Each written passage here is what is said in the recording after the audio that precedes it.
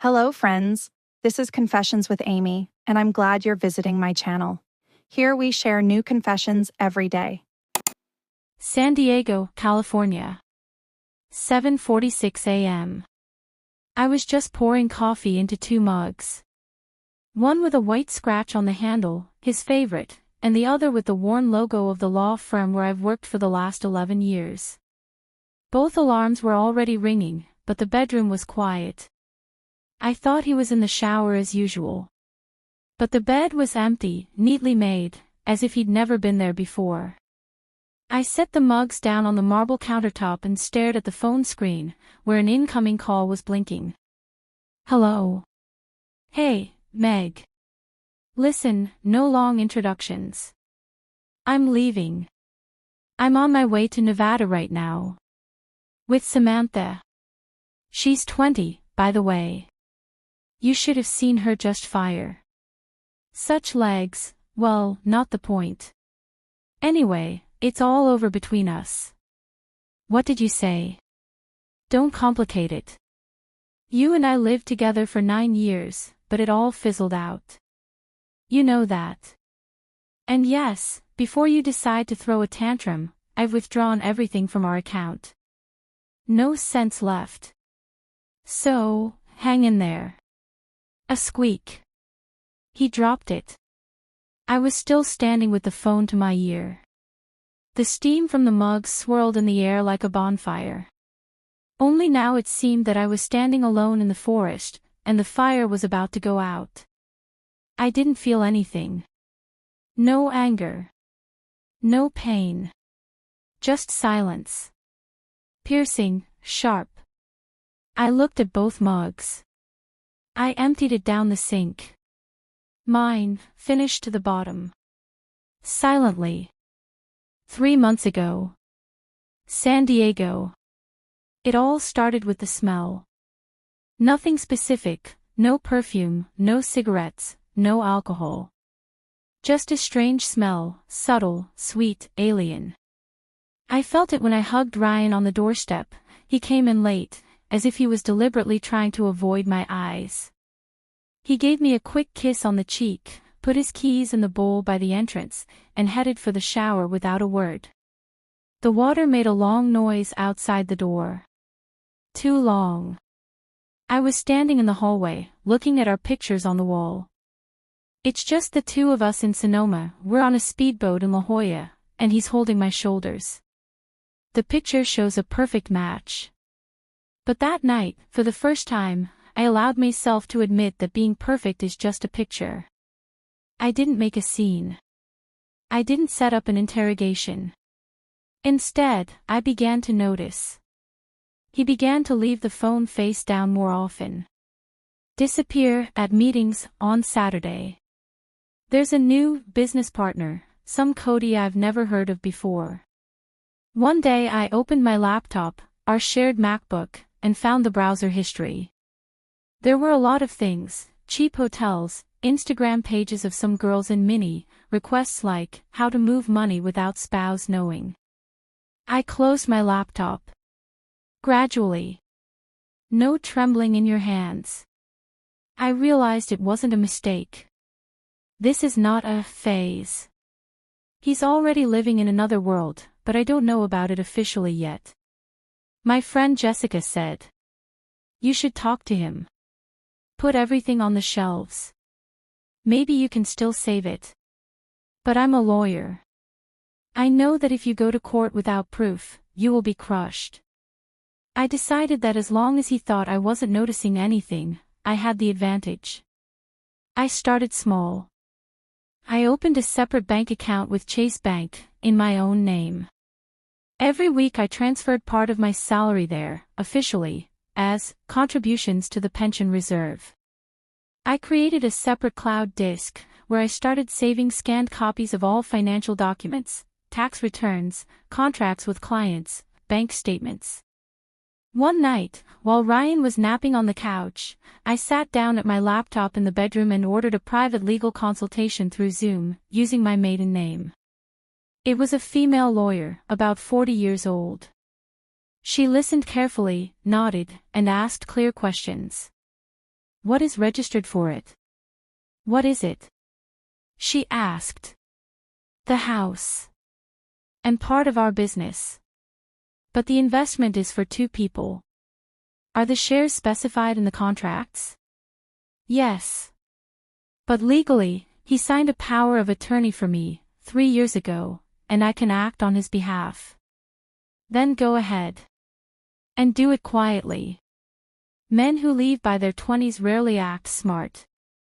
A week later, I made a copy of his driver's licenses, and business documents. Everything was stored on an encrypted flash drive in the office, under the folder, Judicial Precedents, 2018. He continued to play the role of a husband. Like this scene wasn't over yet. Sometimes he invited me to dinner. Sometimes he put his hand on my waist, almost automatically. I answered. I looked into his eyes. Not because she believed. Because I was making an escape plan, not from home, but from his future. One night I saw him text someone and abruptly delete it. I went over to him, put my hand on his shoulder, and said, "Everything okay?" He smiled. "Sure, it's just Cody writing." "You're getting tired," I said. "Why don't we go to Palm Springs this weekend?" He looked away. "There's a lot of work to do." Works. Or crumbs, as it turned out later. I smiled. "Well, you can tell me if a window appears." And then I realized, I don't need a window. I need a door. Open. For me alone. 2.5 months ago. San Diego. Clarkson and Myers LLP law firm. A typical Tuesday. I was sitting at my desk, reviewing a corporate dispute file. My colleagues were discussing the coffee machine, and someone was laughing at the cooler. I read, but I couldn't see the words. All I could think was that if he thought I was going to give up, he didn't know who he was living with. The first thing I did was carefully reread the prenuptial agreement. We signed it before the wedding, at Ryan's insistence. Back then, he owned a small but growing car service station, and I was a novice lawyer.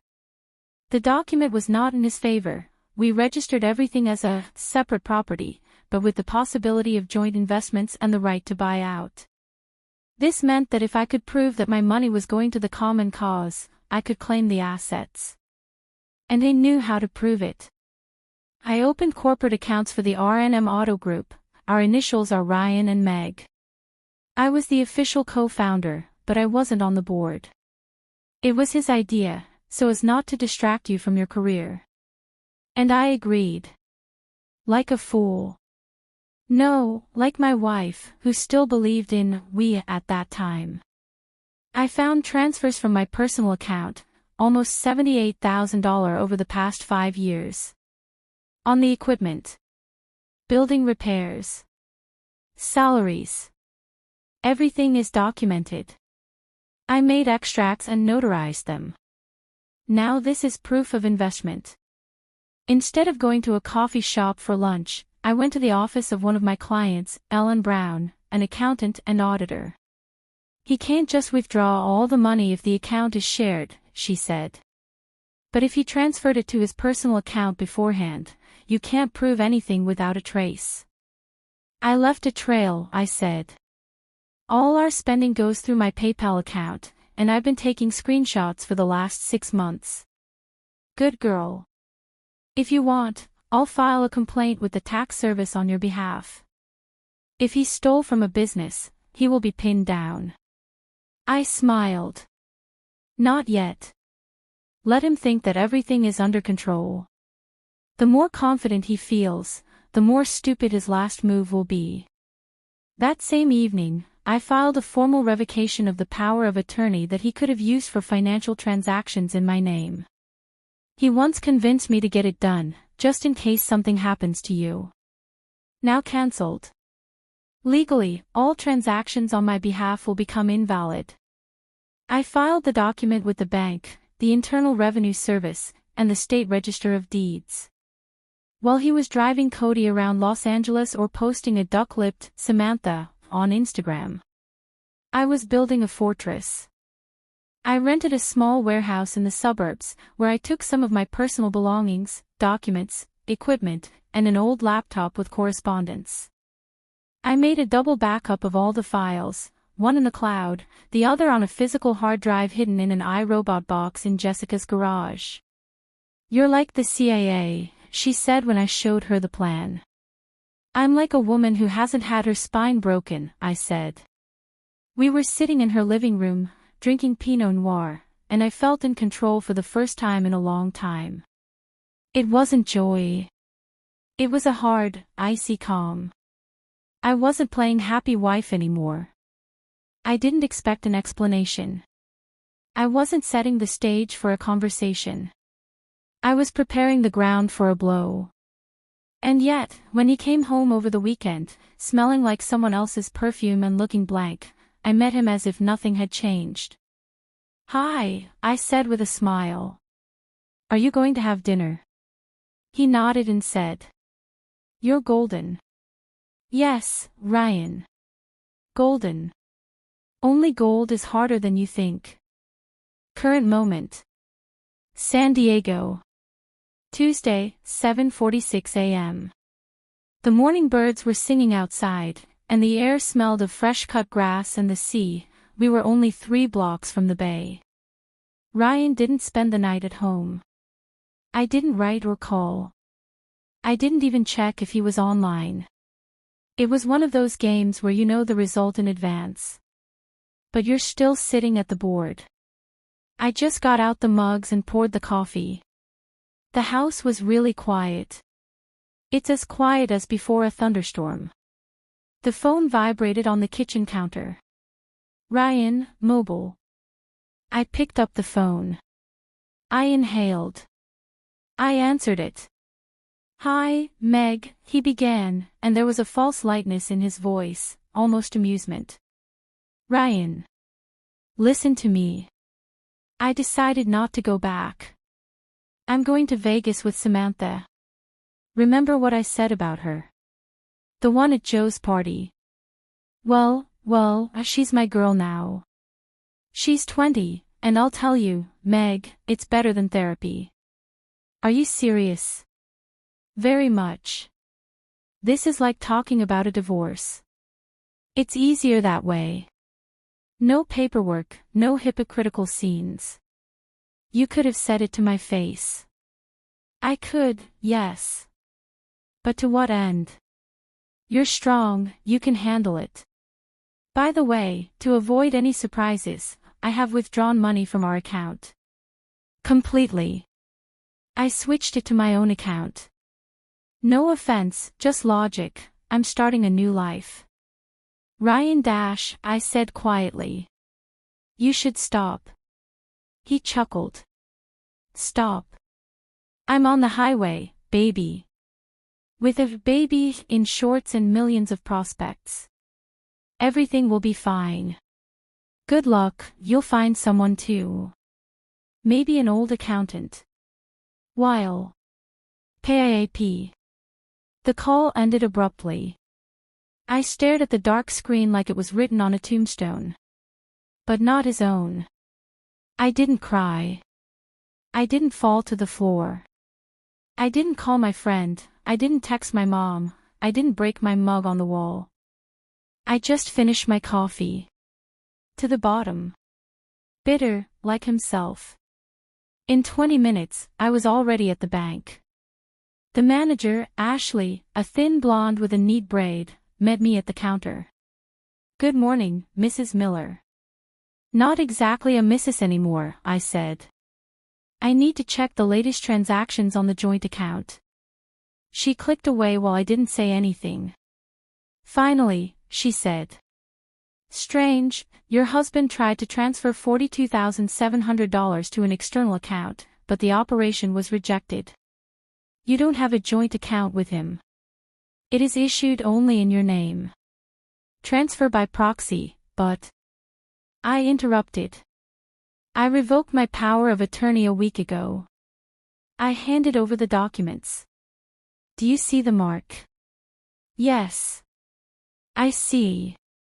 I'm sorry, I just wasn't expecting it. You've covered everything.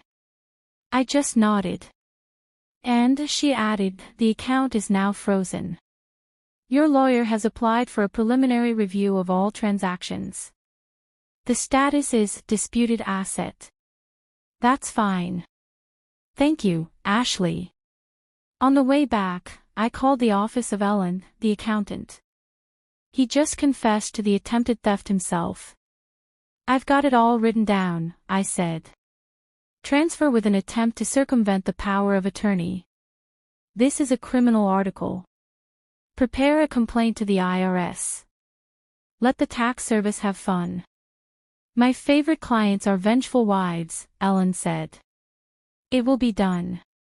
When I got home, I sat down at my computer. Opened the folder, R&M structure.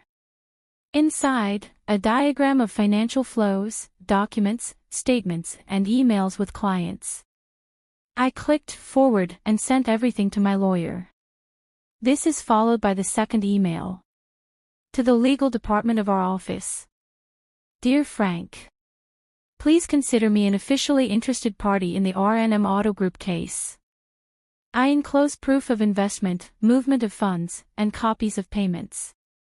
Separately, I ask you to check the possibility of filing a claim for financial fraud on the part of Ryan Miller, as well as submit a request for a temporary freeze of the company's assets until it is clarified.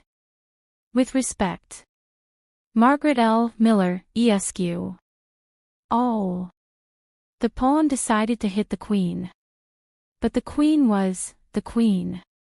I went to the window. Outside the window, the city was noisy, and the streets were beginning to take on their morning life. Mine was just beginning. A week later.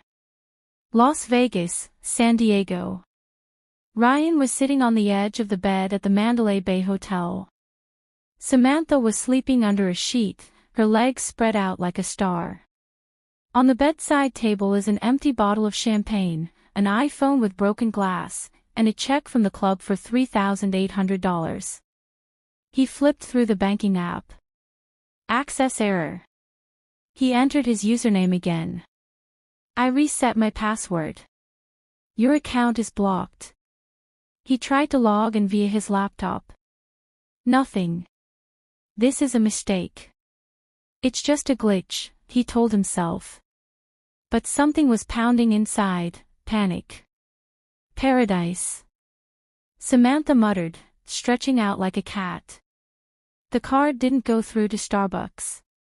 You didn't translate it. He stood up. I pulled on my jeans and ran out into the hallway. I started calling Meg. 3 signals. The voice of the answering machine. This subscriber is not available. He dialed a lawyer. An old friend, Jeff, who had protected him a couple of murky deals. I want to know what the hell. My accounts are blocked. The company, everything is closed. Even Google Business took down the R&M page. Ryan, Jeff sighed. You don't get it. Everything you tried to hide is already in her possession. She presented payment documents, investor proofs, and revocation of the power of attorney. She had insurance for your every move. She didn't just outplay you. She handled the case like a courtroom. She couldn't. You gave her everything. I forgot who she works for. She won't get anything. The house is mine. The house was bought in marriage. Money is shared. And you also tried to remove them illegally. She's already referred the case to the IRS. The IRS will open a review. Silence. Ryan, Jeff added, she blew you away. She didn't even raise her voice. In the meantime. San Diego. I was sitting on the terrace with my laptop. On the table, iced tea with lemon, in the mail, a letter from a lawyer. Ryan Miller admitted financial insolvency. His attempt to appropriate joint funds was recorded. The assets of R&M Auto Group were transferred to temporary management by a court decision. You have been assigned the status of a key investor. The trial is scheduled for August 18th. Also attached is a subpoena against Ryan for financial fraud. I clicked close. She took a sip of her tea. A notification popped up on the phone screen. Ryan is calling. I stared at the screen for a minute. Then I clicked reject. And added his number to the block list. Not out of revenge. But on principle. Out of completeness. Later that day, I met up with Jessica. Did he call? What is it? She asked. I called. Imagine being in a panic. I lost everything. And his little girl left as soon as the map ended. And you? And they signed up for yoga. I'm thinking of renting a house in Tucson for a month. Just disconnect. Rest. Live. You win, she said. I shook my head.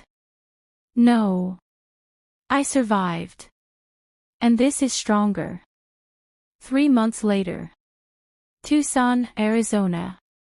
Early morning. The air is still cool, but the sun is already beginning to break through the dusty desert air. I'm sitting on the front porch of the house I rented through Airbnb, an old brick house with green shutters and views of cacti and distant hills. In his hands is a cup of strong coffee. On his lap is a laptop. On the screen, documents for a new legal agency, Miller & Co., Asset Recovery and Divorce Protection. Irony. Maybe. But I know how many women need protection when not only their marriage is crumbling, but also the ground under their feet. I'm their protection now. I think back to those days, Ryan's phone call, his laugh, baby, Samantha, the zero count, trying to disappear without leaving me anything. But he did. He left me free from illusions. And with that freedom, I did the rest. The court awarded me half of the shares of R&M Auto Group, later bought out by a third company for $140,000. Compensation for non-pecuniary damage, yes, the lawyer did the impossible. Legal costs paid by the respondent. And, as a final touch, the decision to restrict Ryan's departure from the state until the IRS investigation is completed. He was left with nothing. Not even because I was taking revenge. Because he thought I wasn't capable of anything. I checked my email. A letter arrived from a woman in Austin, Texas. 42 years old. The husband secretly transferred money to the accounts of his mistress. She writes. I read your story. You didn't just win, you didn't break. Teach me the same thing. I'm ready to start fighting. I'm smiling. I open a new tab. I'm starting to write a response. The first step is silence. The second is the plan. The third is action. You're not alone. And you never will again. I close my laptop. I get up from my chair, stretching out into the morning sun. I don't feel angry at this point. I don't think about the past. I just live. And this is the only real victory.